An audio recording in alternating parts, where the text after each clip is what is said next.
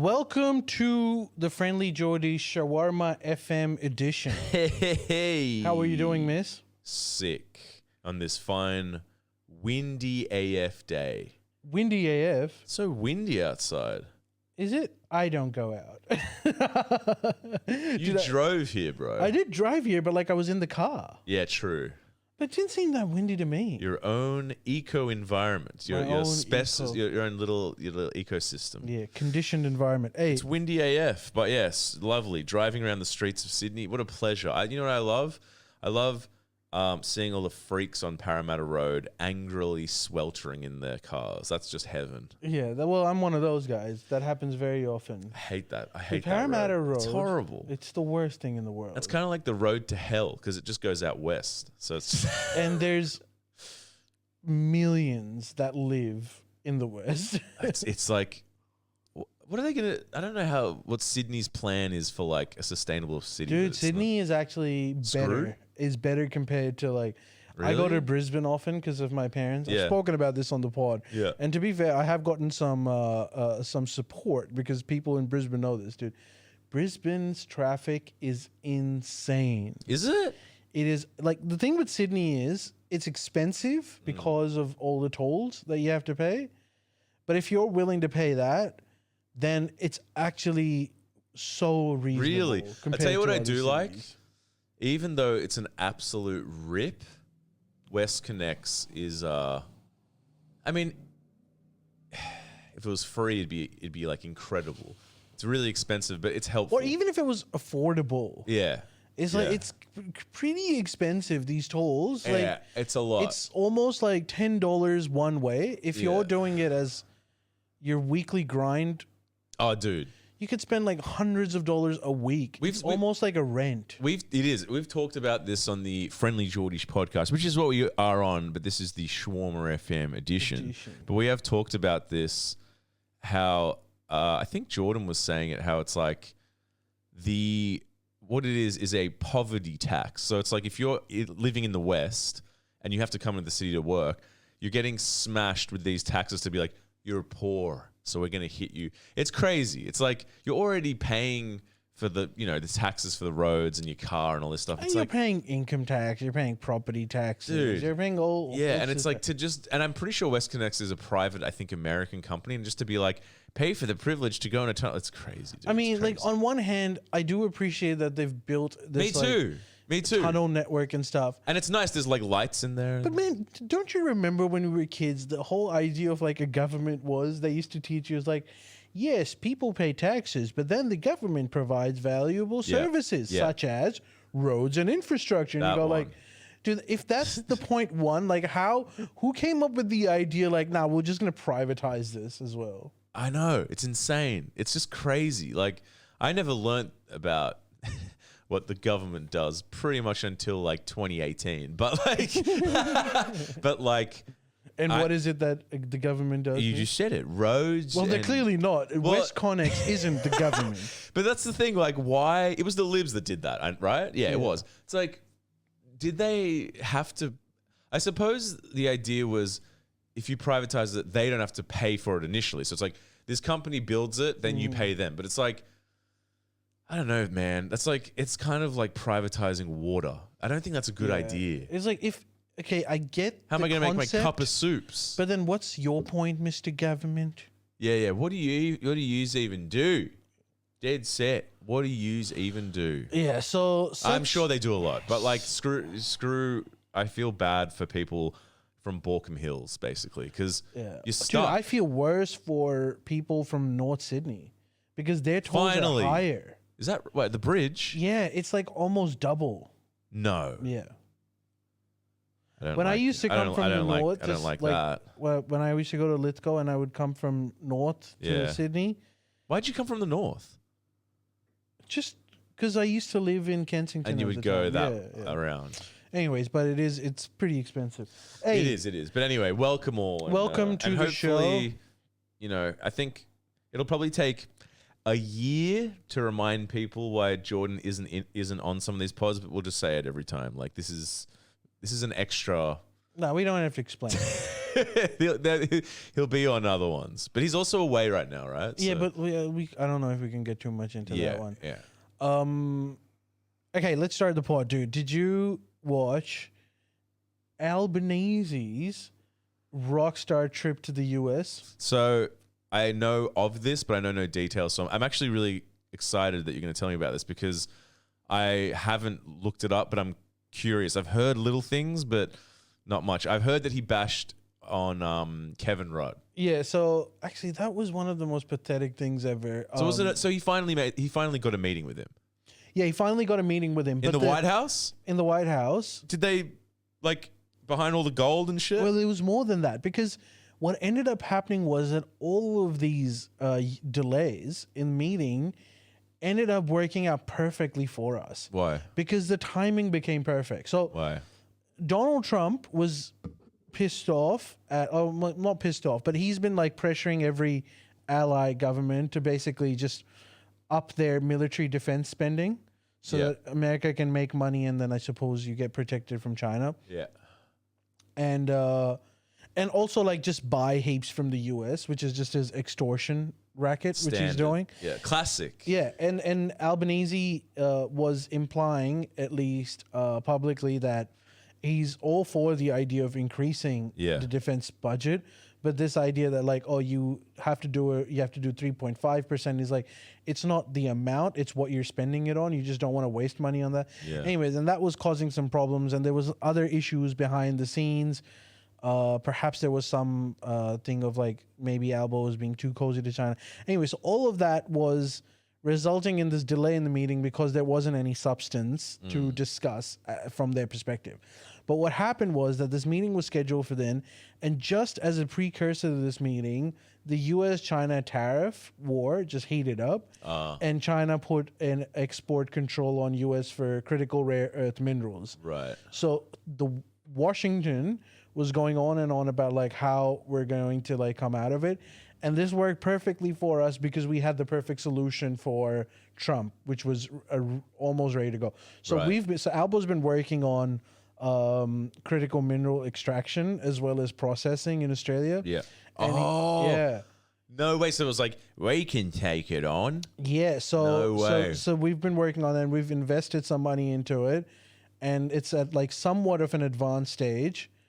And so Albo just had this perfect ace card when he went to that meeting, which is like, you're currently having these issues with mineral exports. We have these mines in Northern Territory as well as in WA that we've done all the research, we've done all the legwork, they're ready to go.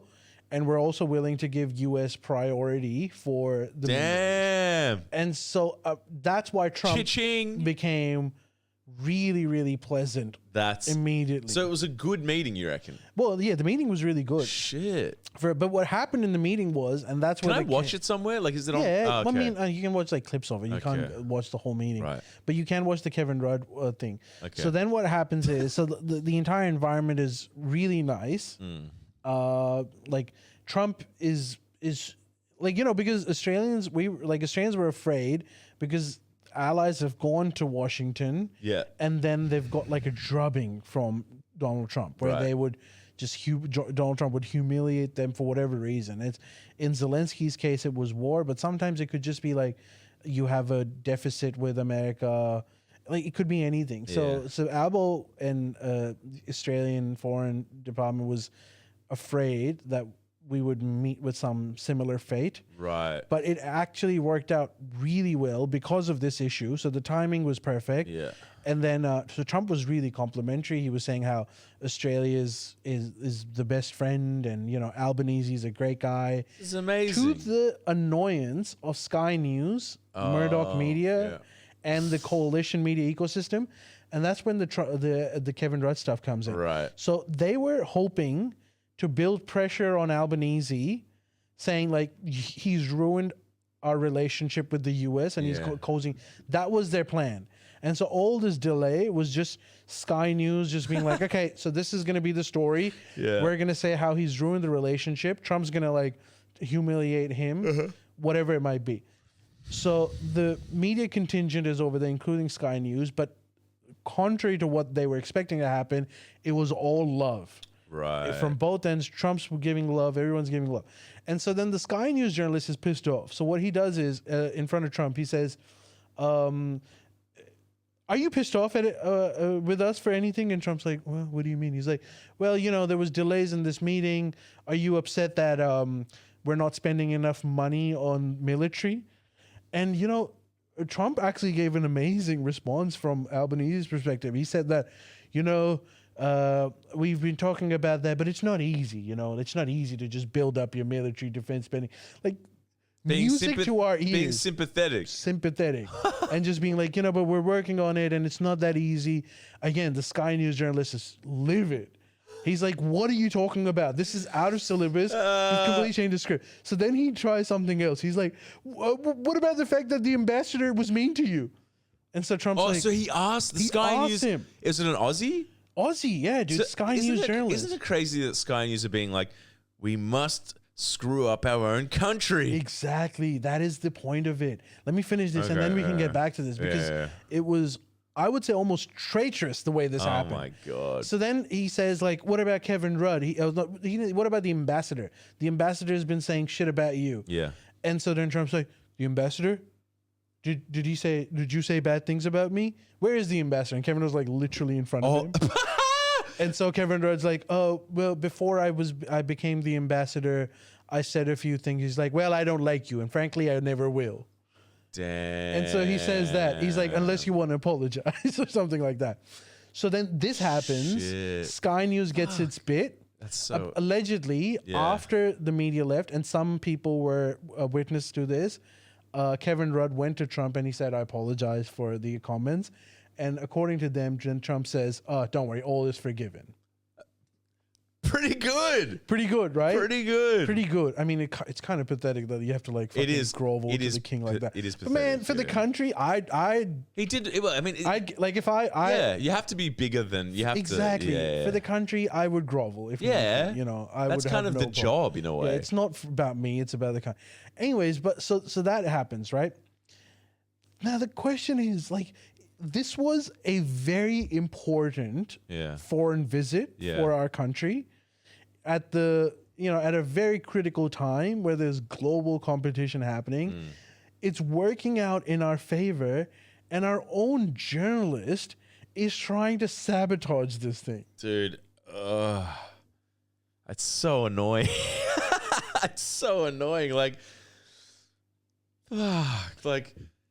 can you not do that? Okay, maybe their argument is, okay, because I was democracy being like, we're doing it for democracy. Yeah, what do you think about that? I'm supposing the argument would be like, people deserve to know.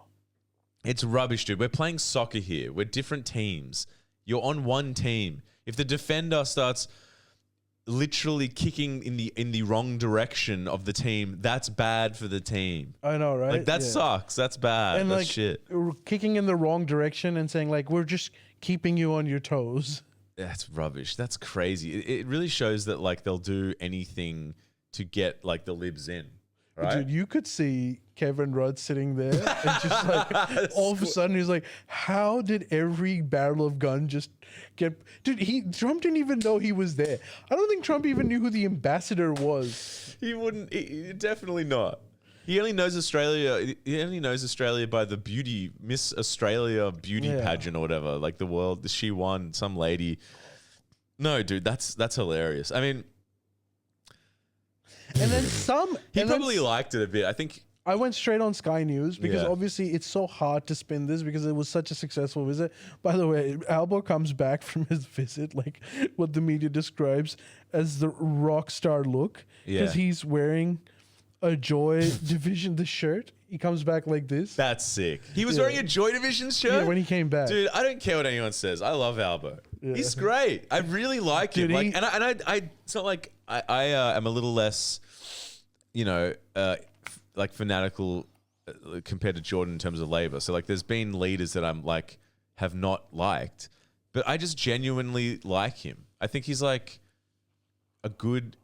he's genuine. I think he is, and he's probably not perfect, and I'm sure all of Labor's policies, I'm sure they're not perfect, but like, dude, That's just cool. Let me put it this way. I'm just a muso. He has good music taste. He knows about like Radio Birdman and like Joy Division His and music like taste, INXS. I would argue, is a bit too good for someone that should be. No, but he's legit. He's from like Glebe or something, and Marrickville. Like, yeah, he just likes good music, and I don't know. This is just the worst perspective of politics, but I feel like if you like, You can tell a lot about a man from Yeah. what he listens to. pretty much. Because like, what does it mean? It's like, it means that you're into music, which means you're kind of, I don't know, you're a real person. I don't want to generalize, but it's like you're kind of, I guess, a bit more empathetic. You got the beat of the culture, and you know, like a guy that likes to sink beers and drink, and go to shows. It's like they're generally, I think, going to be quite generous and understanding of the everyday plight. Because you know, like when like Elizabeth Warren was like trying to run for president or whatever, and she was just like, I'm just drinking a beer here in my home, and like the bubbles hurt her mouth. She's like, it's like, you're clearly some academic, like don't fake it. But he's not faking it, you know, like that's who he is. That is the guy he is. You know what I'm saying? I know what you're saying, but I'm also sort of disappointed because the thing is, dude, being a politician is not like the same as being like an event manager. I think it's exactly the same. The thing is, you need different skills. So you kind of need to be a nerd when you need to be into your study. Now, I'm not saying that he person is. can't be into music, But he is into his but studies. I'm saying like, so your prep work for the job is to like just be heady into like books and stuff and get some sort of practical governance experience. But when you get to the top job, like what makes you relatable is so distant, not related to what you've been prepared. Oh yeah. And so it's like, okay, that's all good, but like, let's see if you can scale a beer. Yeah. The same thing happened with very Australian. Mumdani. Did you see Mumdani's like bench press controversy? No, but you know what I did last night? What? You watched the Andrew Schulz podcast? No, way worse. I fell asleep to I watched the entire New York mayoral debate. The whole thing. Man, I watched the highlights. I didn't watch the whole thing. I watched the whole thing, but you know what's insane? You're going to just be like, oh, God help you. And you know what I thought to myself? I was like, oh God, maybe because like I've been away from the boys a bit, like I'm slipping again. Because you know who I was agreeing with the most? Who? Fucking Curtis Woodson. Yeah. I was. But wasn't his like entire thing was like, when I got shot 4 times. Dude, he's legit. He's on the streets with his weird militia. There was only one discrepancy, right? He apparently he like registered his militia as like a charity, so it's like he doesn't have to pay tax on it, which is dodgy. Isn't his militia like? Wasn't this the same militia that was just beating up random Americans thinking they're Mexicans? No, that's a like different ICE, one? dude. No. There was another one. This was back in the day, like maybe a few years ago. Look, I don't know about that. I didn't look into him, but like he had all the right answers. He's the Republican nominee, but he was saying like get billionaires out, affordable housing, but like. There was initiatives. There was certain things there was one called Yes, which is like building more high rises in the boroughs, and like that sounded bad to me, and he was against that, and like it was just like I don't know, he kind of just won me over a bit. But then the crazy thing is too, you know, they asked all the other members if you would be placing your ballot, and it was all 3. Like, would you just place yourself, or would you place yourself and someone else? And the Curtis guy was like cracking the other 2 up because he's kind of funny. And like Mumdani was like, I'd put me first and Curtis second. But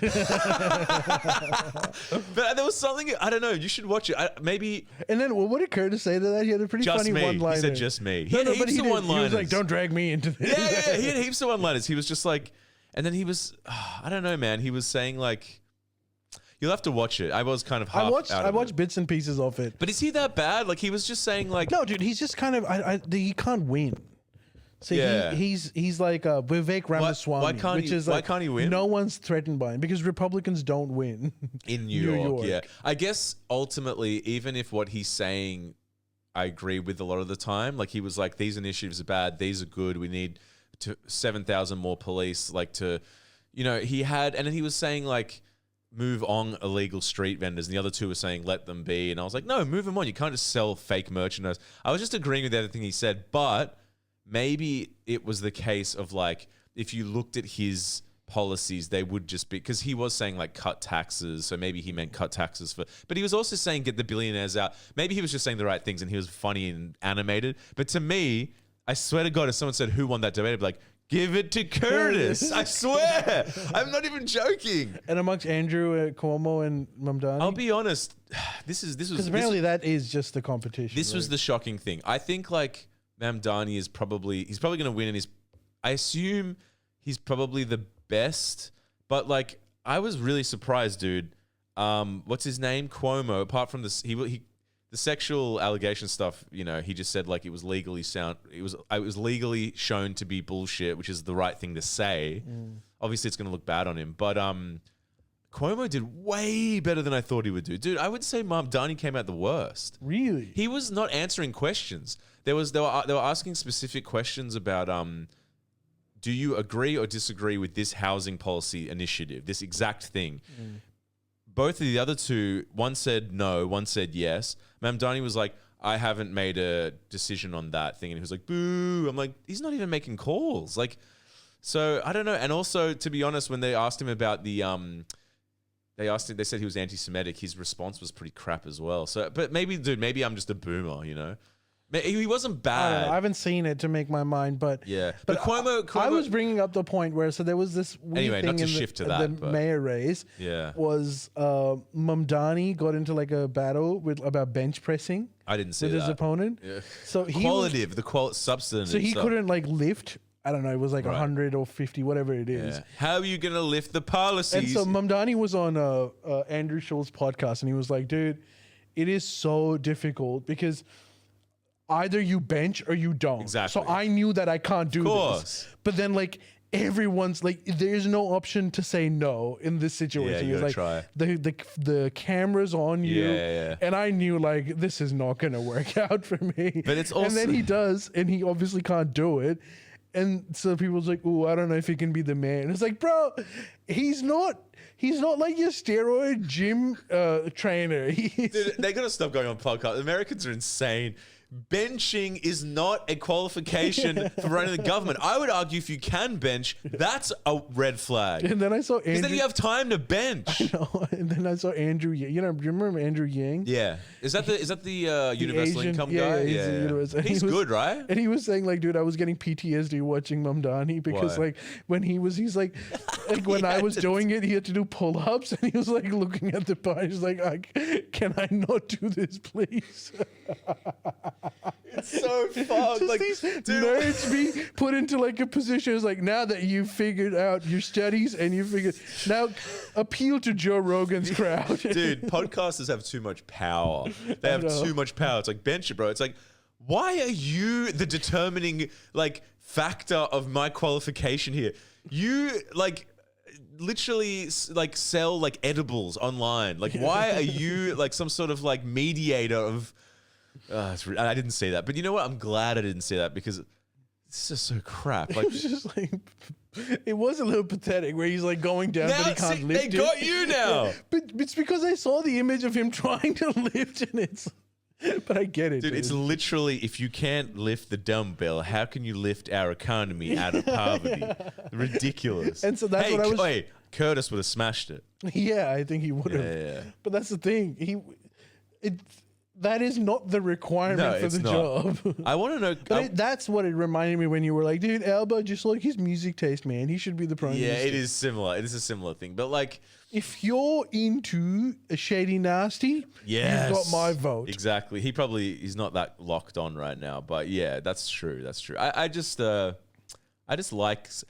like seeing a fellow dropkick muso running the country. Yeah, it's relatable. Yeah. And the thing If that Albo can do it, maybe I can literally, and he came from a houso, and like he didn't come from money. I like that. And also I like that you know, he also does have his credentials. Like he did do economics at Sydney Uni or whatever, and he did, you know, he's not like if you can have an educated like politician that likes Joy Division, that's a win, dude. That's rare. I don't think you need an educated politician. Like, arguably the best politician that Australia ever had didn't go to uni, you know. Who? Paul Keating. He didn't go to uni. And Paul Keating didn't go to uni, dude. Okay, that's a fair. That's a fair. I think call. he says his uni was like hanging out with like this labor bigwig who Jordan keeps telling me his name in this story, but I forget. But that's like a You've heard he's like a weapon. He's an anomaly. Yeah, but have you heard of the dichotomy between Bob Hawke and Paul Keating? Yeah, Bob Hawke was the beer sculling. Like, But Bob Hawke came from a rich, well-to-do family. I didn't know that. Whereas Paul Keating Came from Blacktown or Bankstown or something. Bankstown, yeah. And he was from like a poor family. But the difference is Bob Hawke grew up in affluence. Well, but when he got older, his thing was like, I'm just a regular guy. Like, hardworking Aussies is who I want to be relatable to. And so he was into like sports and all that shit. Yeah. Keating should have been that person. But Yeah. but he grew up, he's like, no, like all of this is a waste of time. I don't want to be a regular person. I worked so hard not to be the regular person. Yeah. And his entire thing was like, I'm in this position not because I am one of you, but because I'm better than you and I can tell you what to do. Yeah. And he would work so hard to like, he wasn't delusional. He was an incredibly smart guy, but Definitely, yeah. uneducated. I That's mean, crazy. he's very educated, but like I'm Yeah. sure it's all informal How did education. he? I feel like it's really difficult to pull yourself out of poverty. Whereas, by the way, Bob Hawke, Yeah. super educated. I think he was. Right. He went to Is he from Sydney? overseas. I don't know. It doesn't matter. I think he is from Sydney, but he's been to like the university circuit overseas as well. He's probably been to the UK and he's also been to the US. Like one of those like yeah. Harvard. It must have been hard for old mate to pull himself out of poverty and like get educated. Sheer talent, dude. Yeah. He's one of, and you do see them see working class people like that. I always think of them as like the bubbles in a soda. Yeah. Like they will come up no matter where they Do start. you think this is a shitty podcast question, but do you think he could have done that in the age of TikTok, or he'd just be distracted by? I think he reels? is perfect for the age of TikTok. Paul Keating would have done better now But do you think than he he did then. Don't you think the internet would have distracted him?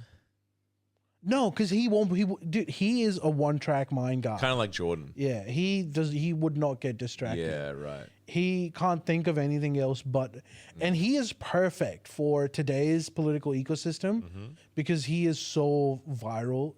Because he has the same thing as Trump, which is like, I don't care what you think of me. Like you're getting this wrong, and when you try to guilt me into like, oh, but this is relatable, you should be. It's like, Yeah. no. He was also an incredible auteur. Yeah. He would sledge in Parliament. He was like a comedian. He was very because he Trumpian. wasn't trying to win approval of anyone. No, he would just tear him apart. Yeah. He called Peter Costello the talking knee. And he'd be like, all right, old boy. Like, what was that famous one? I want to do you slowly. Yeah, It's like, when he was like, asked. that's like, Yeah, that would be perfect for today. That was so good. I want to do you slowly. That even worked in a pre-social media time. yeah. Today, that would Yeah. have made him an instant hero. If you put on like Paul Keating's roast highlight Parliament reels Oh, they're right the now, best, yeah. I wouldn't be turning that off. Like I Exactly. watch it regularly. Just extremely entertaining. So good. And he has Even that Howard thing which I liked it. love It's very Aussie. in certain politicians, which is, and Trump has that too, which is that they're not desperate for everyone's approval. Yeah. The Yeah. opposite of like the Kamala strand Yeah. of things, which is like, I want to be palatable for everyone. Yeah. I'll say what you want to hear. Yeah. I'll go somewhere else. Well, it's like, Yeah, Paul yeah, Keating yeah. was a loose gun. dude. Yeah, It's yeah, like, yeah, yeah. either you're on his track Yeah. or you're not together at all. Do you think like it's a very Aussie thing? Yeah, it is. It isn't. But I don't know if it is an Aussie thing, dude. Aussies don't like smart Alex like that. don't Aussies reckon? like relatable. Aussies love Bob Hawke kind of character So why do you think that's why he got kicked out? because he was just a sheer talent. Like sometimes it's just too difficult to ignore. But did Keating get kicked out because they were like too much smart Alecness?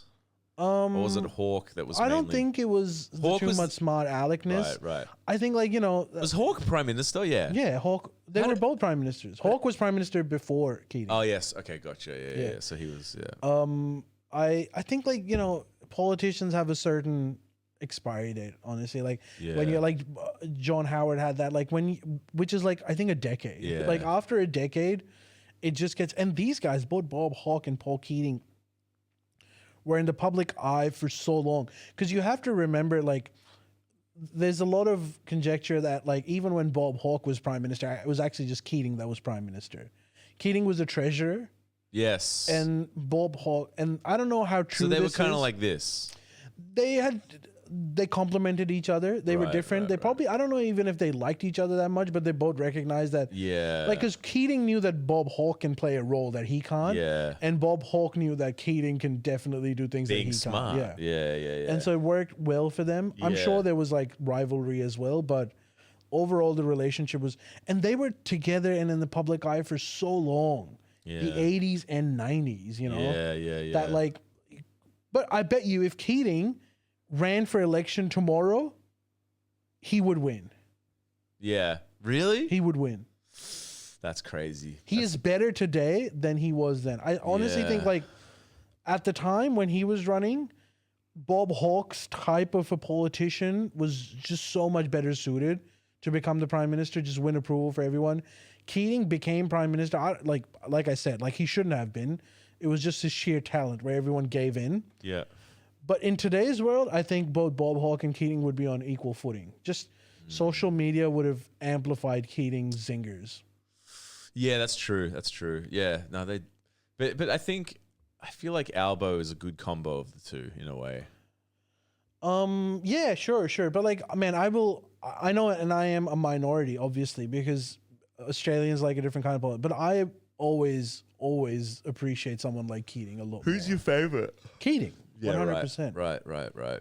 Interesting. I like talent. I like Yeah. people that don't care about what everyone else's opinions are if they believe in something, because then it's fair. If you don't like that person's tangent, you vote them out. Yeah. Like they don't have to be the prime minister. They might Yeah. be crazy in their own tangent that's not good for the country. Yeah. That's fine. You can vote them out. Yeah. But I want someone that has morals, Yeah. ideals, Yeah. and is not basically, you can't buy them.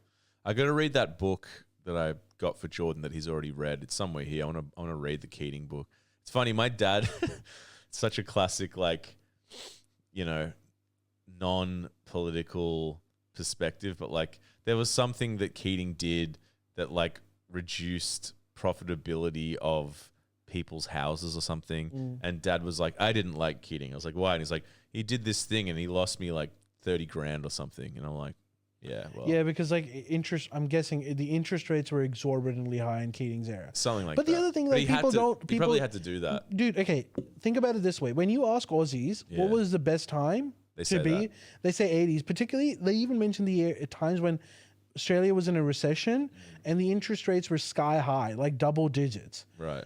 But I think that what people don't realize is that yes, that was true, but then wages were also increasing at the same level. Right. Yeah, exactly. And look, one person's anecdotal experience is not shaping a country, and like floating the dollar and privatizing Qantas or whatever it was. But even or- then, people understood what Keating was doing, Yeah. and how this pain was for a reason, which is why he won the next one. unwinnable election. Yeah, he won where it. everyone thought that he was going to lose because of all of this. Yeah. And he just stuck to his gun, and he said, and he was saying like, I'm doing this because it needs to be done, and no one has the guts to do this.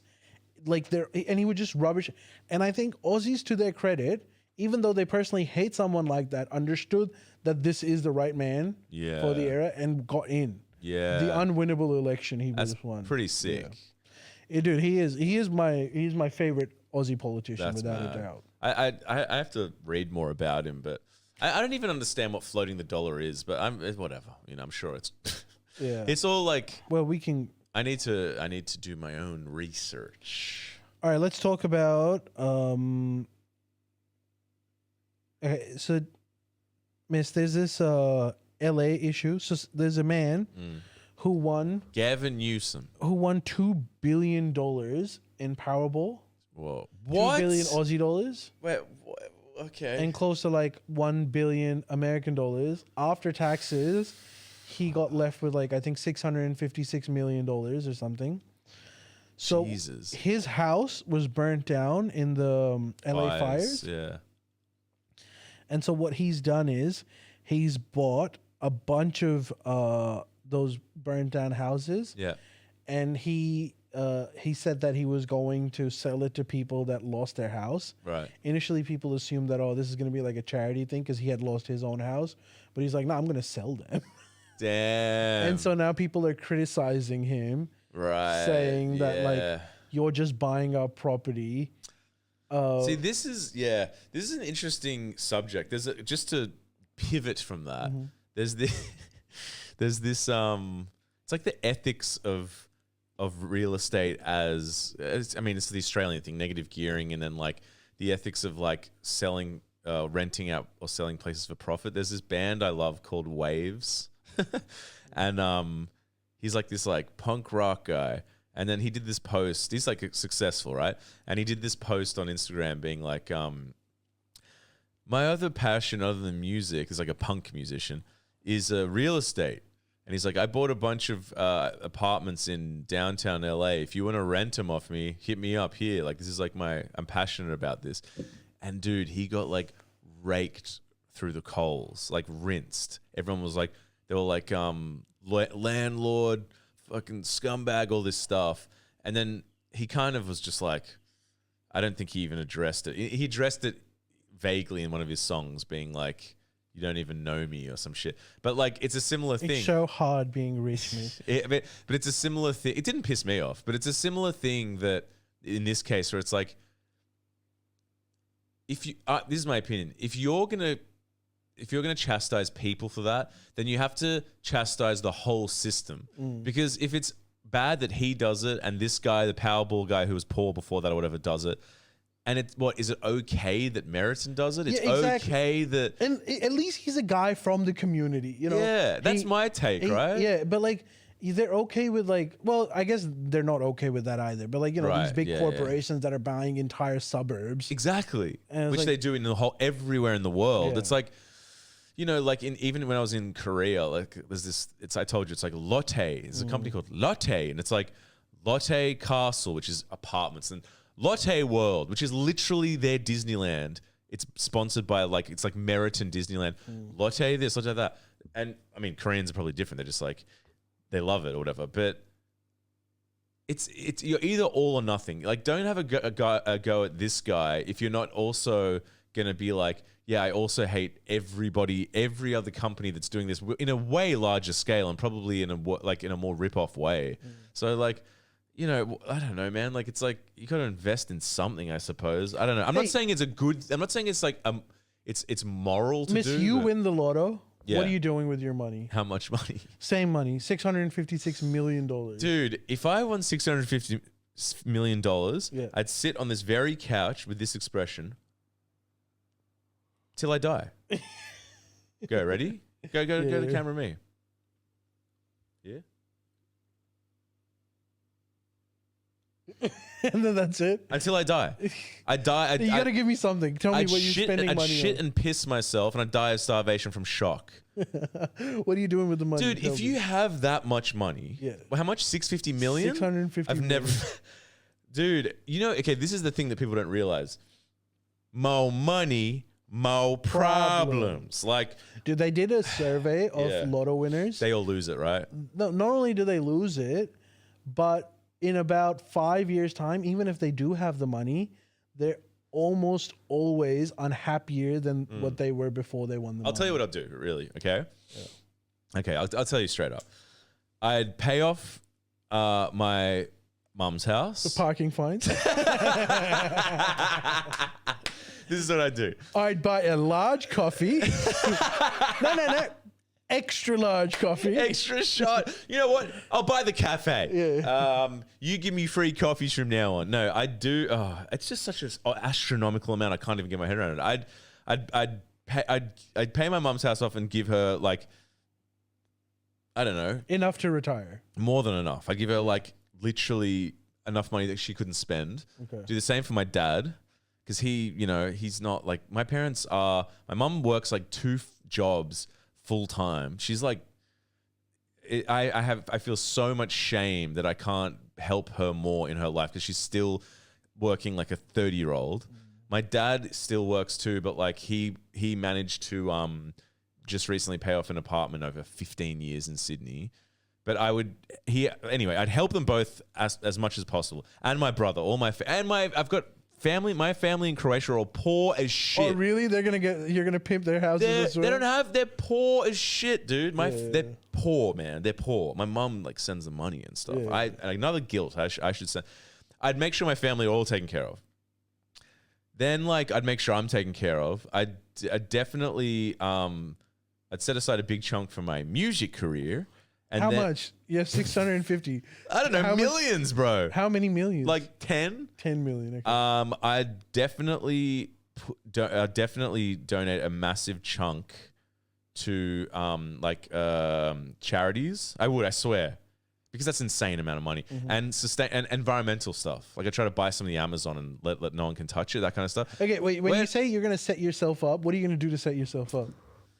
Dude, like I wouldn't want to be one of these people that I'm like, I'd make sure that I have like enough. I'd have kids ASAP and make sure that they're taken care of. All that shit. Where are you gonna get a girl from? All that all comes with money. Yeah, I mean it does. So I'd do all that. Like I'd make sure my futuristic children are taken care of. All of that. Okay. But then I'd do a big chunk. I'd work out so that I'm not like mega greedy. I'd definitely donate stuff to environmental stuff.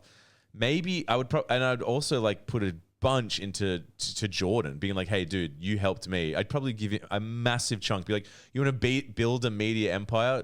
Do it now. Dude, you're gonna build him an underground water yeah, underground hotel. I can be like, Jordan, you can finally have the hotel. Yeah, you can finally have the I'd do that. I'd help you. I'd help all of my immediate friends. I would help out. You know what's gonna happen? I'd help all my mates out. There's so much money, dude. I know it's so much money, and I know you want to. Maybe I'd start like an environmental charity. I'd build one or some shit. What I'm saying is, yeah. What sometimes happen is that go broke.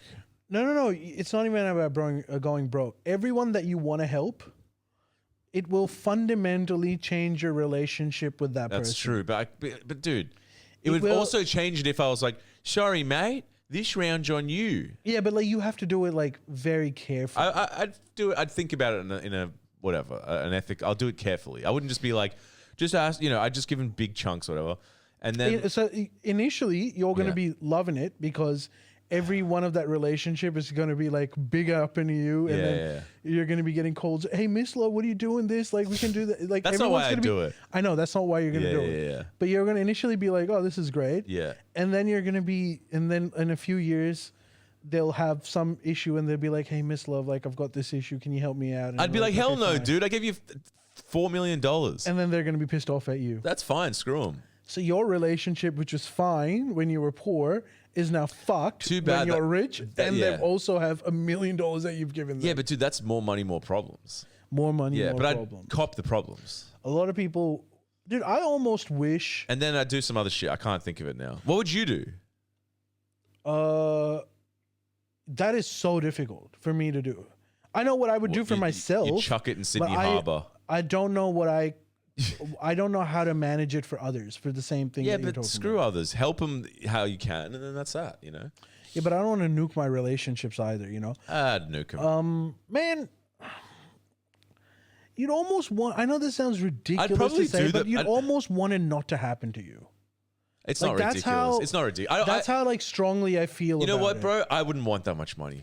I wouldn't want that much money. It's gonna I don't know if you'll be happier. Like, you need to have some extreme willpower and some real strong understanding of societal relationships and to be able to manage this effectively. Yeah. Because you don't want to be in a situation where like this incredible, blessing has been given to you. Yeah. And you turn it into like a shit show for yourself. Yeah, I would.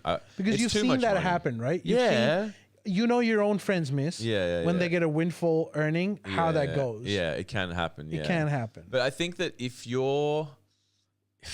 I feel like my parents have taught me kind of how to save. Parents is the one relationship. It wouldn't change. Which it might change, but like honestly, I'd be like, fine, just take advantage of me. First of all, like you're much older anyways than me. Like this isn't like how long, but then like. You've earned it. Yeah, exactly. Like, you come to me for bullshit things. With that kind of money, I'd be like, you know what? fine. Yeah. You've got here's an unlimited credit card. Use it Yeah, for whatever yeah. bullshit you want. You've earned that right. It would but like when it change comes to things. other people around me, Yeah. whether it be siblings, friends, and because man, don't get me wrong, I would want to do a lot for them. It's not that I'm being like stingy No, here. no, It's a lot of fucking money to be stingy about. Yeah. But I also want to be able to like, anyways, manage having this effectively. having a shitload of money is kind of the same as having no money. Yeah. They're just as brutal. They can be, bro. And I know like most people aren't lotto winners and are thinking Yeah, like yeah, I'm yeah. being ridiculous and like Yeah. everyone thinks that they can manage it. No, I think that it would be difficult, but like I could manage it. Yeah, but like I think everyone, including myself, would be like, but I want to give it a go.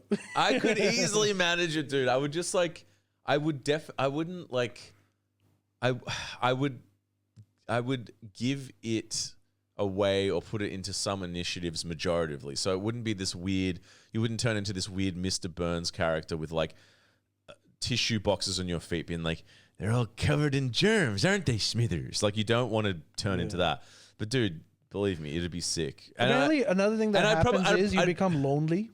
yeah, because it's like no one's in your position. No one's in like no one like yeah. It probably wouldn't be that And good. you also like stop you stop trusting relationships. You know what the sweet spot would be? Just win like a cool 5 mil. That's a house in Sydney. Yeah, that's now. a house. So you could live in a house. I mean, a good house. So you buy you buy a house for yourself and you pay off your mom's mortgage and No, if I got 5 million, I'd help my family and I'd probably have enough left over to like get a average home. Mm-hmm.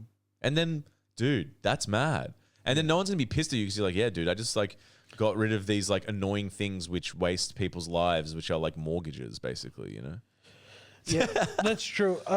In the comments, Yeah, tell us us what you would do. Tell me if And I'm wrong. also tell us if you think Miss Love can manage it. Yeah. Tell me if my diagnosis is incorrect or if I could manage it because maybe I'm wrong. But Or like, if you know any successful lotto stories. I mean, how often people win lottos? I don't you know. know, I know a guy that I found out. Jekyll.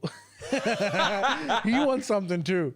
God, By the what a way, throwback I to met Jekyll. some people from Perth and I mentioned Jekyll and they just died laughing. Like, how the hell do you know Jekyll? And I'm like, dude, I've had shots with Jekyll in Northbridge in Perth. And they were just like, what the hell? But I know a guy that won a sizable amount of money, I believe, and like think enough to retire and he's young and like yeah, I don't know. He doesn't tell people apparently because, like you said, I people- also wouldn't not tell people because that I won people the treat lotto. you differently. Yeah, and I would 100% never tell people that I won the lotto. Yeah, people would treat you differently. I would have because- to pretend that I've Yeah. gotten this money. I don't know. Yeah. Maybe I'll pretend we sold Friendly Joey's podcast to Murdoch. Yeah. It's like, but why? Yeah, exactly. They will not believe that the shit we say. But like, And you know, weirdly, I would still do the pod. I would That's it. too. I don't do I it would for still do the dude. pod. I don't do it for the money. I enjoy it, and I also do. But it. I'll do reverse patronage. Every time you Give it- listen, you get money. Giving back. $5 for every listen. That would be. And you know what'll happen with that? That'll go viral and it'll just get more money. Yeah, well, I mean, And then, it'd be like you'd be like on the cover of Forbes magazine, be like genius podcaster. it's so hard to struggle when you're rich. Yeah, like it does. I think it would make because, dude, we're all in this rat race, man. It's like everyone is like battling generally, and everyone is like pretty poor generally, and you know, like yeah, I know that. I know, like it's not.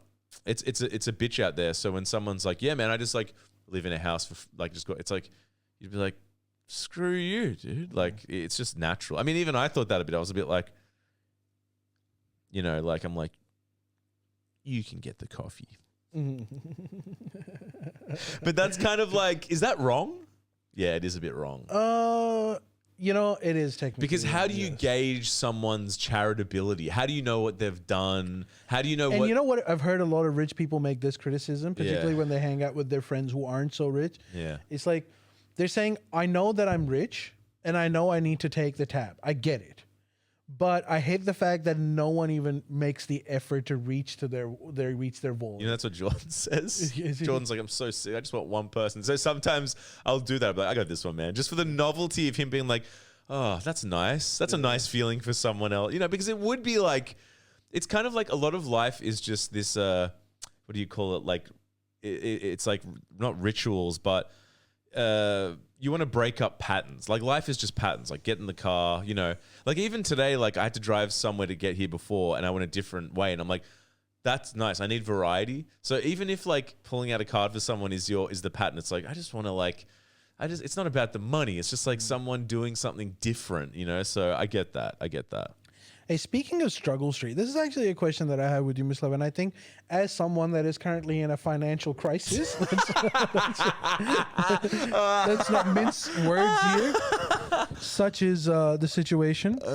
So in this context, there's a lot of talk about like how, you know, there's almost accepted knowledge now that in the US, income inequality is so bad now that like the idea of like even extreme things like violence is now acceptable to a certain extent for a large community of people. Yeah. Like to rejig the system. Yeah. And then like in Australia, you always get this thing of like, well, it's not that bad over here. And yes, there is income inequality, but it's not nearly as bad. And you can see that's why our politics is in that. But the question, like, are we? What do you think, Miss? Like, do you think people are struggling enough over here too, where they're just being like more Aussie in the sense like complacent about even making a ruckus about it? Here's what I think. I think on one side, the thing that's preventing that is we've got good like social institutions like Medicare, public schools, still public housing. Public housing is restricted to a certain Yeah. population of people, and the struggles of modern economy true. are not restricted to those people. Well, I was going to say that's true, but I was going to say on one side we have these are the things that are going to prevent something like that, right? There's good like social nets generally speaking, right? I think like if you're like really screwed, you can just like. There's still places that serves free lentils, and I don't know. There's something. Well, look, this is the thing. Like we always think of like the worst case, like middle-aged scenario where like I'm starving. Yeah. But it's not about like starving. It's about like I want to have a life of dignity. Well, I want to be able to pay rent. Well, okay. Here's the thing. That's one side, the good stuff. On the other side, I think the thing that is choking people is housing. Completely. Because man, so it's like these two things. Dude, Sydney rents It's insane. are absolutely insane. I know. You've gone to a point where for like a regular place, and I'm talking about an apartment, you know, like I'm not talking about a big house. Yeah. You are looking at close to $1,000 a week. Yeah, I know. For an apartment, a house will go even like obviously it just goes up. Yeah. And I'm not even talking about like, oh, man's living in, you know, city or in Double Bay. It's like, dude, Penrith. if you want to be able, well, maybe Penrith wouldn't be 1,000, but Penrith would be 700. Yeah. So it's not a huge difference. Yeah. But like, it's just, you want to be able to live at a reasonable distance from your work, you know? Yeah. And by reasonable, I don't mean 15 minutes. Reasonable, I mean like an hour. Yeah. Is that too much to ask for? No, it's not. And like, and I'm paying $1,000 a week. Yeah. And I'm probably earning maybe 1,200, 1,300. Yeah. That is also like considered a decent paying job. Yeah. You know, like Yeah. if you earn $1,200 a week, Yeah. that is considered to be a very middle class kind of a job. Yeah. And it's so. I think the housing thing is like honestly screwed, and I don't know what the solution is there. And that is going to be the bane. This is creeping into this world now, where it's like, no, the housing's way worse. Miss, can you find a meal that is lower than $25? Not really. $30 is standard, and again, not high end restaurants. Yeah, just the lunch. Just lunch. Yeah, and dude. so you're like, okay, how many lunches can I get? 100%. It's hard. It's hard. Like I don't know. It's hard. I don't know what's gonna. We've talked about this before, but like with housing, like affordability and all that rent, I don't like if it gets worse, then and by the way, this isn't like a payout to the government. I understand that this issue is beyond just a single government. This is a worldwide issue that we're facing. Yeah. And so I'm not like painting some villain here that's causing this. It's too simplistic to just blame someone, you know. But nonetheless, we are in this. No, totally. Like, and I don't like how another stat is like people that live in a suburb, based on their incomes, they can't afford a standard house in that area. Yeah. And that applies to so like this would apply to from Double Bay to Penrith. Yeah. In Sydney. It's like you might be earning a lot more in Double Bay, but the houses are so much more that you still can't do it. And if you live in Penrith, it's obviously the same thing. Yeah. And then people argue that, well, then get out of Sydney, you know, Yeah, go to yeah, regional areas. It's like, okay, First, what am I going to do for work? what are you going to do for work? Plus, you know, if I hang myself, I'm not going to be able to pay my mortgage. There's always that. No, but like, The extra subsidy. yeah. Like, I was talking to my friend about this actually before, who owns various properties, and he was like, it's beeped. He was like, it's screwed. And he was saying like, I wouldn't even look to get something now. And I was like, he was like, why? And he's like, you just got to wait till like the next COVID or something. It's he was saying the bubble has to burst. And this is a guy who has multiple properties. And he was like, it's going to have to burst. I'm like, Jesus Christ, if you're saying that, that's, but then I'm like, when? And he's like, I don't know. I'm like, yeah, it's easy for you to say when you're in. It's easy to be like, don't do it. It's like, well, dude, you're in. So it's like, yeah, I don't know. I wish I knew the answer to that. It's really... Well, I think like you should, if you can, you should still try to get it. No, I know. But like...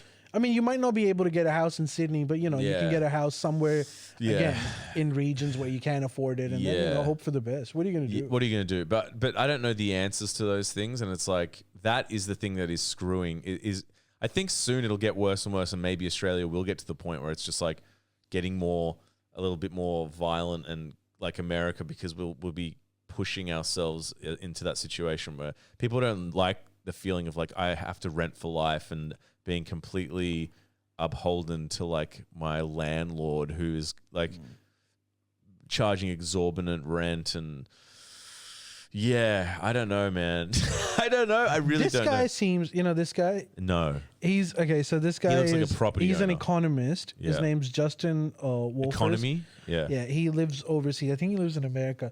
But I was just reading his article, and he is arguing How funny would it be if his name was Justin Economy? Justin Economy. Yeah, Yeah. he kind of looks like Justin Economy. But he is saying the title of his article is Australia's institutions are what make us freaking amazing. I mean, that's true. He's Yeah. arguing that in Yeah. most countries, Yeah. in different countries, when this income inequality is like the size of the pie just keeps increasing for individuals, Yeah. and the slice Decreasing. increases. Oh, yeah.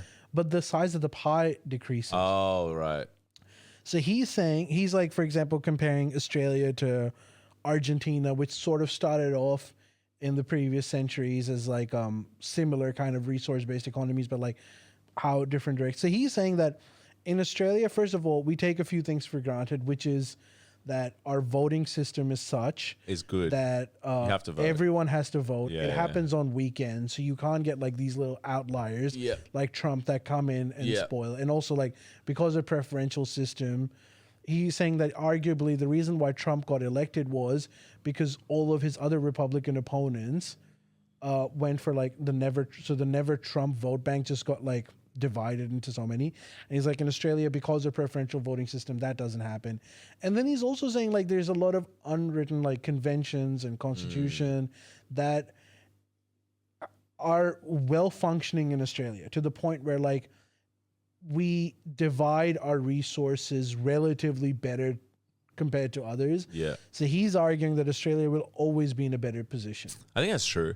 compared to others. I think that's definitely true. But like I said, you've got the institutions on one side, you've got this housing And he's also behemoth. saying something, by the way, that and this is something that like maybe you guys can also talk about in the comments. He is saying that Australian politicians, no matter what party they're from, are not into the habit of just like driving the voter force into like these weird isolationary sort of fuck everyone else prisms. Yeah. They still try to like Yeah, appeal regulate to voters everyone. and Yeah. bring them together, Yeah. as opposed to like finding their own subsections of like Yeah. crazies that can Yeah. vote for them. I totally agree with that. And the older I get, the more I But like you could realize- argue that like Peter Dutton's last election was a little bit different. I know he lost. Yeah, he was doing the devices. Yeah. So didn't he? in your comments, tell us what you think about this particular topic. Like, do you think Australian politicians are better than other politicians in this sense? Yeah. I agree with that. And like I was saying, all those institutions are like the saving grace. The older I get, I realize how lucky we are to be in Australia.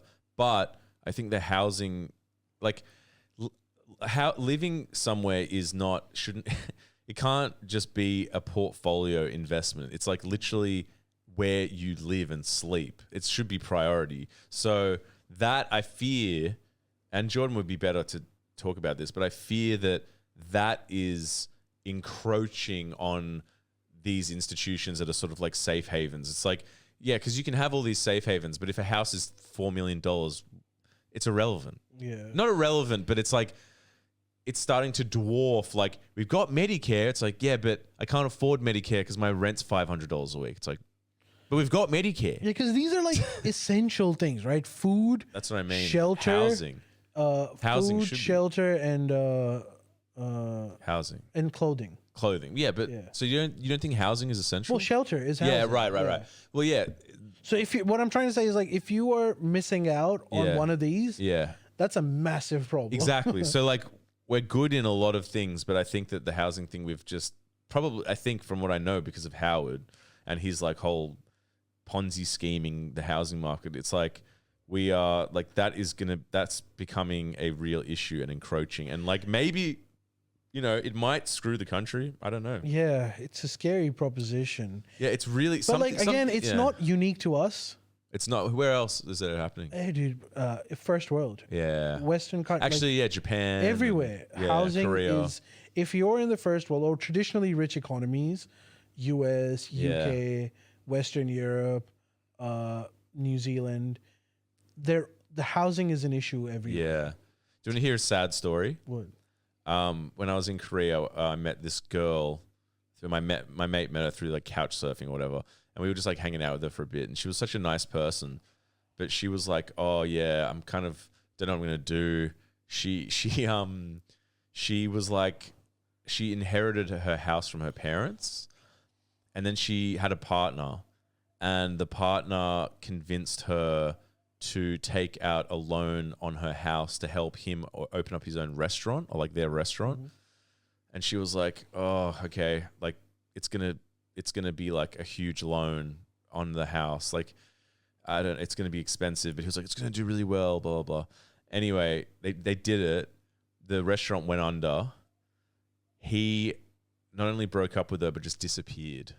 Wow. So she got stuck with this huge business, which she sold at a loss, and now she's in debt on the house. And she was like, yeah, and she was saying, "I think I'm going to sell my house and just like travel the world and travel to Europe." And we were just like, "I don't think you should do that because it's like your only asset. And you're just not going to be making any money on it." And I think the last time that we spoke, she was like, "Yeah, I'm not going to sell it." But like, she's now in like a difficult situation. It's like, I just feel so bad for her because it's like one bad decision like that with the relationship. And it's like, But you know that is the leading cause of breakups, What? financial distress in relationships. really?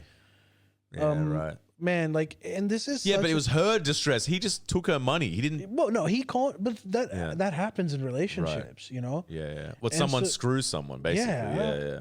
And so you need, and you know, I'm sure this guy. I don't know anything about this guy, but I'm sure he thought that if the business was successful, Yeah.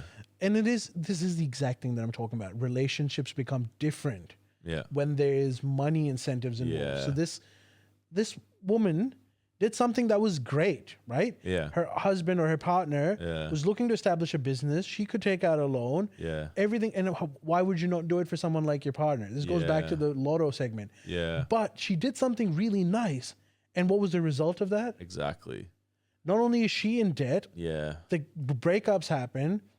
Would you have preferred not setting up the restaurant? Definitely not. Obviously. Sometimes you have to be naughty to be nice. Like you have to be like, Yeah. I can't afford to do this. And I think like it's super risky, you know, but she took the chance and she's a nice, I think people that are, I don't want to say naive, but like empathetic, they might take these risks and it's like, oh, it's brutal, you know? Because housing in Korea, I think, is very expensive as well. Like you said, all the first world, like And like even if you assume things like, for example, like New Zealand houses are median 700,000 and Australians are like 1 million, so 700,000 isn't bad. Like but you've got to take into the context of the earnings in that particular area exactly, too. Like exactly. so, it all just evens out. In my that dad sense. was saying housing in Croatia's gone through the roof because they joined the EU, and he said that like, and also everything's expensive, more expensive there now. He said that like, for what? Because my dad has like a house there, which is his dad built, and you know he bought land in I don't know the 60s and like built a house for nothing really. And he was saying like like how much a house goes for around there now. He was just like, it's insane. Like not in a good way. Like being like, it's kind of the Australia effect where it's like ballooned out and it's this bubble now. And I mean, look, I don't want to get all socialist alliance here, but is this a capitalist problem? Well, in that case, so obviously once they join EU, investing becomes a lot easier for other European countries. Right. And the thing with, man, like globally, investment into productive things like factories and businesses has just shrunk because the confidence for globally is low. So housing's less risky. So housing, from their perspective, is less risky. Yeah. So that all the capital comes into housing. Yeah. And this would be an obvious But so is it a capitalist thing? Problem? Issue? Yeah. Well, it's a capitalist thing, but it's also like badly managed capitalism. Yes. It's not regulated and it's kind of like using houses as a means to invest is like, I understand that like, I think we got to go back to state-driven capitalism. I know this is like a ridiculous thing to say, but it's already happening. In the US, when Trump buys 10% of Intel, what is that? That is state-driven capitalism. You can call it whatever you want. Don't call it socialism if you don't want to, but that's, I think, a really, really good idea. because the government has. I mean, there's a reason why, like, you can talk about like how China is unfree, but you also have to look at like why they're succeeding. And they're succeeding because they're forcing their capitalist system to work in a way where it benefits society. Even if they have to take losses initially, the direction is right. And you can only do that when the state forces the market to move into that direction. Yeah. Because everyone's selfish and greedy. Like, why would they do something that benefits the country? They'll always look at, like, for things like a restaurant, right? Yeah. If you buy a And restaurant, you've owned a restaurant. and so have I. We've you know both what? done it. You know what big restaurateurs are? They're real estate developers. Restaurants, if you invest a certain amount of money into a restaurant and you can hope to make double the profit, let's say in 5 years, right? And you have to work your ass off to do it every day. You have to manage. Whereas if you buy real estate in that same restaurant, that goes up by 4 times, 5 times, 10 times. What reasonable capitalist would want to invest in something like that? Yes. That's You a would very always good point. go. And so now you're like, all the money is being driven into dead assets. Yeah. So, and I think the reason why that is happening is because the state is too complacent and scared to drive capitalism into productive investment areas. Like, we're doing that to some extent with, let's say, like these crypto mining things, and we see potential and we're moving our economy to cater to that. Yeah. And we should just do that regularly for most things. Not just like what we think is like, or when it comes to like when we have no other option. So what happens in China with housing? Is it expensive? I mean, it's actually the housing prices. So they deflated their bubble How? to avoid this. How?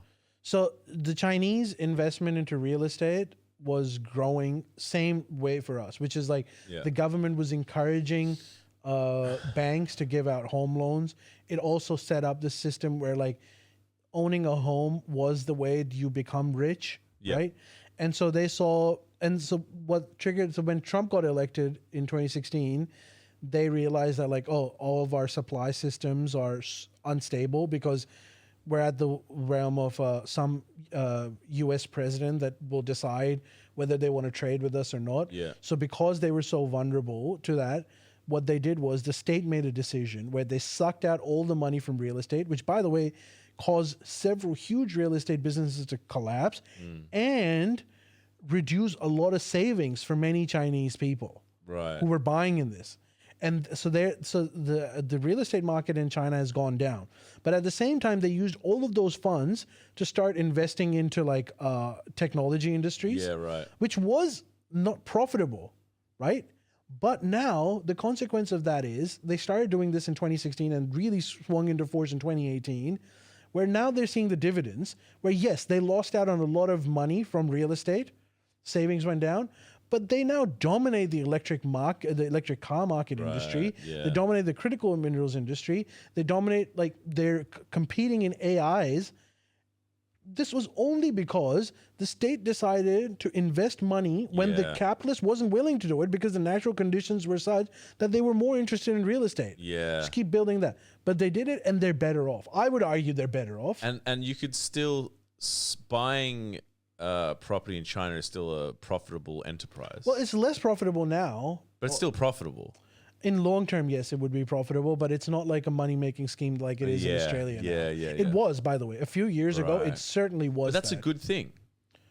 I say it's a great thing. Yeah. And but what you have to do is some people will have to take a hit. Yes. And we're too afraid of that. Yes. Well, a lot of people take Yeah. a hit, but And Yeah. we just keep pumping it to a point where it's too big to fail. You know, yeah, it's like, yeah, exactly. yeah. It's and that's happening in America. What is happening in America? The housing thing, is it similar to Australia? Yeah, it's similar to Australia. It's just Same everywhere. Thing. Well, that's what Everywhere. Mamdani's talking about in his New York race too, right? It's just housing, rent, housing. Yeah. It's everywhere. It's man, I don't know how like Howard thought it was going to be a good idea to incentivize housing as an investment so intensely. it's an easier way. But the thing is, like, if he didn't do that, it would still happen anyway, just not so intensely, not so dramatically. No, it was just an opportunity that everyone saw, and they saw a way for regular people to make money. And it was Yeah. it's so much easier than building up this Ponzi scheme than to like make your workforce more productive and to like get them competing globally Is our against like workforce- Chinese robots. Is our workforce not productive? You can say it, bro. No, I don't. I think it is productive. I mean, compared to who? Well, if you can't compare to China, they're not just sheer numbers. Yeah, like sheer generally numbers. speaking, our workforce is productive. Yeah. I wouldn't want to say that it's not. Right. But a lot of it is based on like how we're willing to accept new technologies. Even when it comes to farming, for example, Australian farmers are always looking to not restrict themselves, but to accept new technology. When it comes to like, for example, our mining operations, it is one of the most advanced mining operations in the world. Like, you know, in a lot of countries, people are still going in with like hammers and stuff, you know, trying to break like old school coal, whereas we aren't. So like I'm not going to argue that, like, you know, Australians get a lot of like shit for like, I don't know, surfing and stuff. And that's, but that's only like a small part of the story when it comes to Totally. productivity. Like Yeah. it's very convenient for capitalists when in downturns when you blame that, but it's like the whole economy needs to be geared towards productivity. It's not just the labor force, and it's Yeah. not that Australian labor force is working less. It's a whole host of other things that are happening that are like sort of stagnant. But like still, we should not be like, Australia is a fairly productive economy compared to many economies in the world. Yeah. I don't But know. we are hitting like there is like a bit of a dead end situation now. So we need Yeah. to like, and one of the big things that I think is the understanding that like private markets in themselves are not going to be able to solve all of these problems. Like Yeah. I know like, and every time you say this, people are like, oh, communist, you know, what happened in the 20th century? You want gulags. It's like, no, bro, I'm not. Why are you asking- pro gulag? The 20th century communism, I am not saying that we nationalize every company in Australia and like get bureaucrats to start working as executives. That is not what I'm arguing. But what I am arguing is that if you buy stocks in big companies, Stonks. then what it does is you get the position of being a board of director, if not the chairman, and you can drive the company policy. Yeah. And the other thing that governments can do is, and no private entity can, is be patient investors. Just understand that when you buy stock into a company and you're moving the operations towards something that the country needs, it's not going to give you dividends straight away. Yeah. A normal capitalist would bail out, but a government has the potential to stick with it. Right. And so I think that sort of state-driven capitalism is good. Yeah. And frankly speaking, even the U.S. Trump is doing it now. Yeah. So it's not like you have to be Joseph Stalin to do Yeah. this. It's kind of like guiding the ship. It's exactly. Yeah. It's like right now the ship is going towards the iceberg. Yeah. And we're living in this weird ideological where it's like, oh, you can never push it on the other side. You got to let the market forces push. It's like, but Yeah. dude, it's so close and like it's Yeah. hitting. Yeah. So Yeah. you need to do something about it. Yeah, it's terrifying and fascinating. Like if there's a way I could But I think the current government is trying to do at least part of that. Like they're not messing with the housing as much because Yeah. it's political toxic to do that. Right. But they are doing it in other fields. Like I think I'm actually pretty hopeful, genuinely, okay. of the Labor government. Yeah. They are making investments, and I just pray that they Yeah. work out. And the housing thing, I just don't know. I mean, I don't even know if in 20 years people will want to change it, you know? yeah, it's such a difficult one. Yeah, it's I think it almost has gotten to a point where it's like too big to fail. Like I almost think that if there was some kind of a bubble collapse, that the government, whether it be Labor or Liberal, will just inject COVID levels of stimulus into it to ensure that it doesn't go down, Shit, which really? wouldn't help the issue. I mean, like, is the idea that if it all goes to shit, everyone who owns a house now is basically going to lose a ton of money, but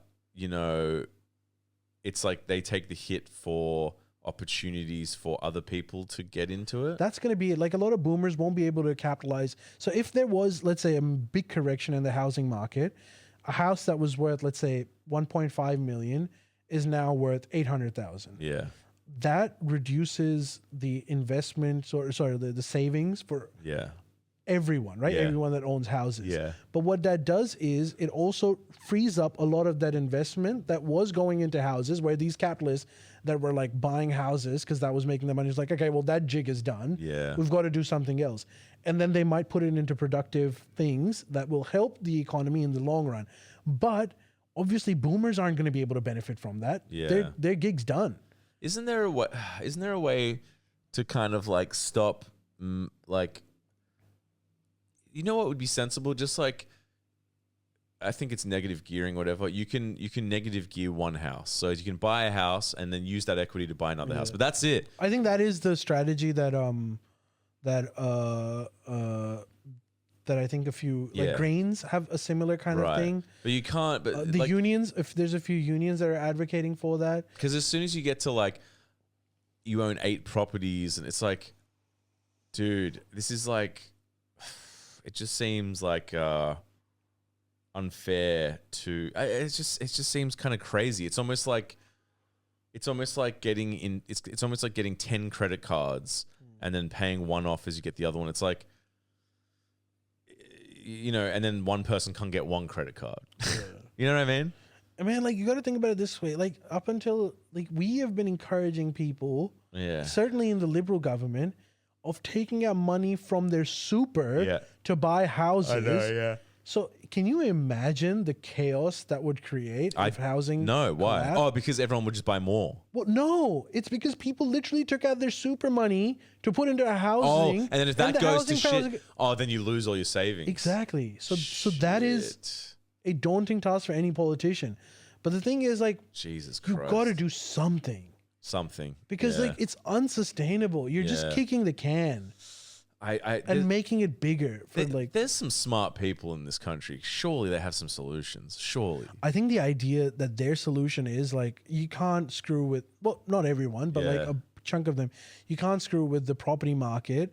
What you can do is somehow magically increase wages for everyone, which seems impossible because the rate of appreciation of houses versus wages. Okay, wages are stagnant, no doubt, but even if wages picked up, you're going to get an increase of 5%, 5% a year, 10% a year. That would be considered amazing. Yeah. Houses are increasing like 80% a year. Are you serious? Yeah, in many instances they are. So it's like the my plan God. that like Australian politicians I think have is that you somehow increase the wages to match up.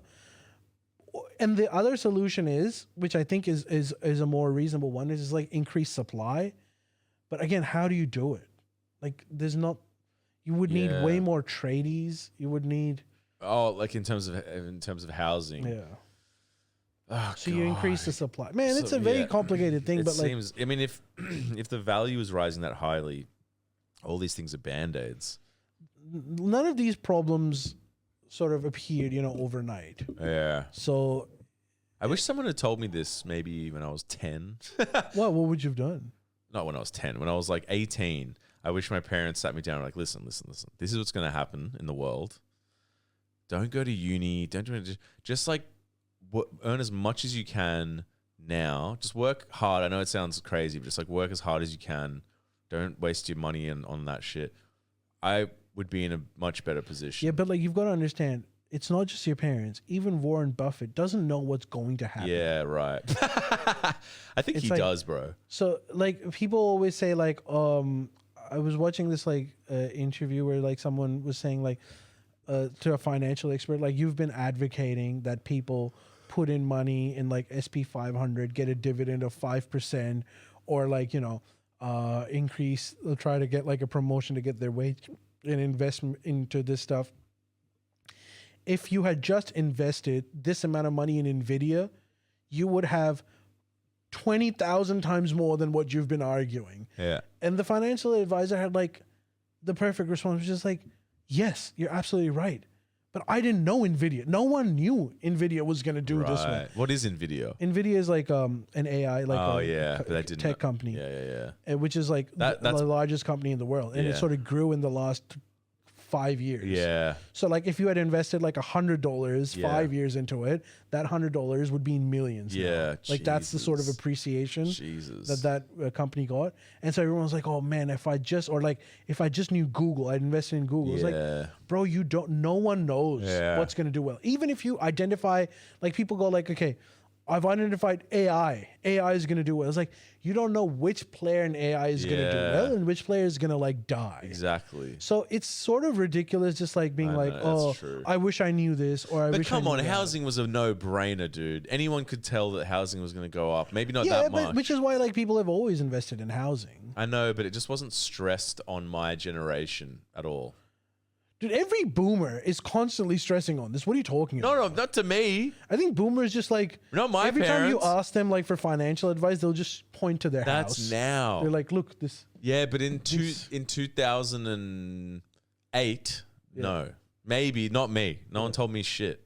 They were just like, they were like, go to uni, get a shit degree. The shitter degree, the better. Make sure you get a BA. It stands for bullshit artist. Spend $40,000 on that. Do Italian. That'll be fun. Which is all what I did all this.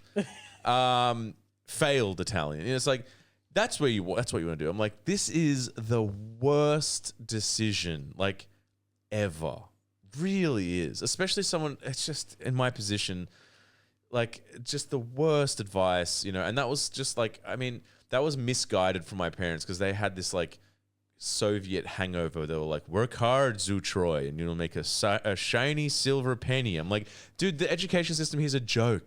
Like, and unless you're studying to be a doctor or an architect or something, it's a waste of fucking time. Dude, I think the way you should look at investing is I don't have any I know, investments. but like I'm just saying like you should be stoic about it, which is that I don't know. You've been reading the Stoics. Yeah. I don't know if property is going to collapse or if it's going to go 5 times. I don't know if stocks are going to go down or if they're going to go up. But the thing is, I'm going to try and invest because that's in my control now. Yeah. And if tomorrow there's a grand correction and I lose, which by the way, most likely you won't, but let's assume that you do go through like one of those like once in a fucking 50 years correction and you lose all your money. It's like uncontrollable. I did what I could. That is stoic. And so like, I you thought you don't were need gonna to feel bad about I it. thought you were going to say some shit like, finish that with like, but as long as I have some nice Roman wine and Roman bread, then I shall be. Well, you'll have that later too. Yeah. But I'm No, just I saying, thought- like, this worry, like, for example, your friend saying, like, oh, don't get into it now. I don't know if you wait for Yeah. Don't listen to him. Yeah. And, like, he may be 5% chance he's right. Yep. But so what? Exactly. You tried. You're right. You're right. And like, And if you can't buy a house today, and, like, for people listening in as well, I get, like, you can't buy a house. But, man, every week you can put Yeah. aside $100 Yeah. or every month, whatever your standard is. and just start investing in stocks. Just buy and not like look for those crazy next, unicorn or like just normal, the top 10 stocks of the world, like, stable stocks. Just invest into that. Now you're like, oh, well, that's not going to make me any money. Okay, today it won't make you money. In 5 years, it won't make you money. Yeah. But if you keep doing it and consistently do it, in 10 years, you'll have a bunch of extra money that you made from it that you wouldn't have had. And with compound interest, it won't be like double the money. It will be even more. Like you just need to like get on it. Yes. Yeah. You just got to get in. Yeah. That's kind of what I want to try to do. And like, yeah, I'm going to try to do something like that. I have to. I think like a lot of investors say that 30% of your income you need to set aside. Yeah. And I know that's like a ridiculous thing to say in today's age when like 80% of your income is literally your rent. Yeah. So I get it. Maybe you can't do 30%. Some even argue you spend 70% on investment and 30%. Like some crazy immigrant families, they do that. Yeah. Like, well, they'll save 70%, but they literally live like hobos. It's not that there's no sacrifice. That's what my dad did, by the way. My dad, because he split, him and my mum split, and like he had his own, he was self-employed, but he managed to get like a mortgage, and like, man, he was like, he bought this one type of cheese from Aldi. I have PTSD from it. I was like, buy the blue one. It's the same price. Just mix it up. He's like, no. It was like brown bread and cheese. And like, that's what you got to do if you don't have the means to. But you don't have to do that either. Like, I mean, that is, if you can do that, if you have the capacity and the will to do that, great on you. But you are an exception. Yeah. I'm not even asking you to do that. What I'm asking you to do is like set up your own playroom. Yeah. If it's not 30% of your income, try to make it 10%. Yeah. Just come up with a reason and be honest with yourself. What can you truly sacrifice? And in long term, maybe you don't want to live like a hobo on just like brown bread. Maybe you think it's an integral part of your life to have a decent meal. I respect that. Yeah. That is completely okay. But then like you still have to dedicate a certain amount of funds, and you need to put it and forget about it. Yeah. You can't be looking at it daily. Like what's my stock? Just keep putting it in, forget about it, keep putting it in, just and it will take you a decade to see the dividend of it. But in a decade, you will be so much better off. I mean, it's the same at the moment. Same principle with housing. Yeah, but like the buy into housing is difficult. And so like it becomes hopeless for some. Yes. But like that's not the only solution is what I'm trying to say. No, totally. Yeah. No, that's it. That's a good way of And thinking even about if you it. believe like, okay, housing is the only thing that is like, let's say your analysis is that housing, like stocks are unreliable. I don't want to do any of that. Housing is the way. Okay, then buy house stocks, buy real estate stocks. Because if housing is going to go up, they will go up. Even if everything goes down, that's pegged to the housing market, right? So whatever, like, just get out of excuses. I know this sounds like a really... No. Yeah. That's it. It's like, that's just life too. It's like you kind of have to make do. Just quickly, in like the 20s, there was like the roaring 20s, and then there was the Great Depression, and not the Great Depression, the stock market crash. The Great Depression. Yeah. How much did some people go from like millionaires to homeless? Yeah, I'm sure they would have. Wow. And what was the reason? Why did that crash again? Everyone started cash. So there was a decline in the trust of banks being able to hold that kind of money. They were just giving out loans. This is the same thing that happened in 2008. Yeah, same thing happened in 2008, but it was compounded by the gold flight. So before that, like everyone just thought like a certain amount of money that you can go to your bank and get your gold is pegged to a certain amount of money, but the banks were like printing obviously a lot more than was pegged by gold. Right. Now we've abandoned all of that because we realized from the Great Depression that how bad that is to just like being able to, so you can't just like go and get gold for your money anymore. But that's what was the case. So everyone, when the stocks started going down, people went to their banks and started to get their money out because they didn't trust the banks anymore. And the banks didn't have that kind of money. So the whole thing just started like collapsing. Whoa. And so like everyone's investments dried up. So people were like, were jobless. And there was like a whole bunch of things. But like, So was that like from paranoia? well, a lot of times it's not paranoia. It's like the economy is going through a downturn. Right. And so then people get scared. What about my money? Yeah. And then they start going in, and if everyone cashes out, the banks don't have that kind of money. Yeah, right. Because they're making it out of thin air. How did they bounce back from that? Well, so the government started like, well, for a long FDR time. came in? Yeah, so around the actually, 30s. yeah. So the 40s. Second World War actually helped in a sense, where like a lot of Economy. investment started going into military, Yeah. which reinvigorized the economies, particularly the ones that were producing weapons. And then the other thing that would happen was that they set up a new economic order where they provided stability for the banks. That was the Bretton Woods system. All right. And then eventually, even though technically by that point the gold standard was kind of taken out, but in the 70s, Nixon officially announced the end of gold standard, which is that your money isn't pegged to gold anymore. Interesting. But it's funny because people now still like gold, the best investment ever. Can't screw that up. I mean, there is some like because it is the most recession-proof. Right. Because when you start losing trust in everything, you start losing trust in like real estate investment, stocks investment, then gold is like one of those like old school things that people hang on So to. people still do that. Yeah. And then you literally buy gold and it sits in a bank. Yeah, you can do that. You can buy Australia? gold. I mean, you can do that in Australia. You can also buy other like you can buy gold stocks, so you don't have to own gold. But people buy straight up gold as well. Do you have gold? I don't have gold, no. Right. Interesting. But if I was, ideally, I would want this to be my like investment portfolio: 50% real estate, Yeah. 30% stocks, 10% crypto, and 10% gold. Right. It's crazy. Crypto is a wild one. Yeah. Crypto is still making money, but it's had crazy crashes or something. Yeah, crypto is actually similar to gold in that sense of like it is considered to be like, because it is like governments can't control it as such. Right. There is a belief that it's a safer kind of investment, but it also is susceptible to Volatile. like so volatile. Yeah, right. It is extremely volatile. Oh man, it's like I just want to play Zelda Ocarina of Time. Fair enough. Hey everyone, thank you for joining us for this podcast. I hope you enjoyed it. Make sure you leave your comments and also sign up to Patreon. Join the $5 tier. Speaking of At the moment, investments, all of these pods are available to everyone, but eventually they're going to get restricted. So if you want to keep watching Shawarma FM, sign up to Friendly Jordy's podcast Patreon page and sign up to the $5 tier.